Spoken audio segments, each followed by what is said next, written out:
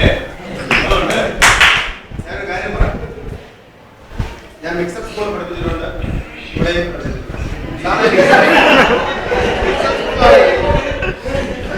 2 വർഷം കഴിയുമ്പോ ചില കുട്ടികളെ കാണുമ്പോ പെൺകുട്ടികളാണ് നമ്മൾ മൈൻഡ് ചെയ്തില്ല.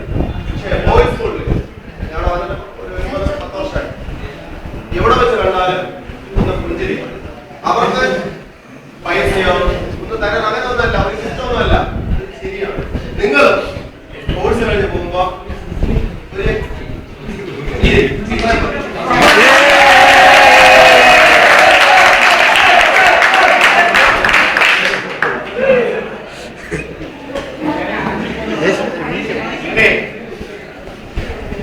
ഞാൻ 2 വർഷം 2 ക്ലാസ്സിലെ ക്ലാസ് ടീച്ചറായിരുന്നു.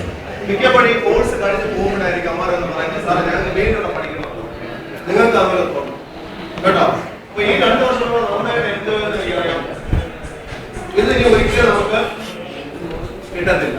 ഈ കടന്നുപോയ സമയം കടന്നു പോയതല്ല. അപ്പൊ ഇനി നിങ്ങൾ പഠിക്കുമ്പോൾ എൻജോയ് ചെയ്ത് പഠിക്കുക. ഒപ്പം നമ്മുടെ ലൈഫിൽ എവിടെയെങ്കിലും എന്തായിരിക്കണം വേണ്ട. പലരും ഒരു 7-8 പേര് ഉഴപ്പാണ്. നമ്മുടെ ക്ലാസ് തന്നെ ശരിക്കും ഉഴപ്പാണ് ഈ 2 കൊല്ലം നിൽക്കുന്നത്. ചിലമാരും സാധാരണ തന്നെ ഫസ്റ്റ് ഇയർ നന്നാ പഠിച്ചത്, സെക്കൻഡ് ഇയർ നരികളാണ്. എന്നാ ശരിക്കും ഒന്നും പഠിക്കാതെ പഠിക്കുന്നവരെ പഠിക്കും, പക്ഷെ പഠിക്കാത്തവരെ പഠിക്കുന്നില്ല. ഇവിടെ അലമ്പ് കാണിക്കുന്നവര് പക്ഷെ വീട്ടിൽ പോയി പഠിക്കുമായിരുന്നു.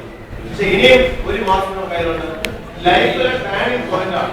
നമ്മുടെ വീട്ടുകാര്, നമ്മുടെ ഫ്രണ്ട്സ് എല്ലാവരും ഇനി റിസൾട്ട് അത് ചോദിക്കും. എൻട്രൻസിന് എത്ര കിട്ടി, അല്ലെ പ്ലസ് എത്ര സ്കോർ ഉണ്ടായി, ഇതെല്ലാം ചോദിക്കും. അപ്പൊ അതിന് നിങ്ങൾക്ക് പറ്റിയ ഒരേ ഒരു അവസരമാണ്, 1 മാസമേ ഉള്ളൂ. നന്നായിട്ട് പഠിക്കണം.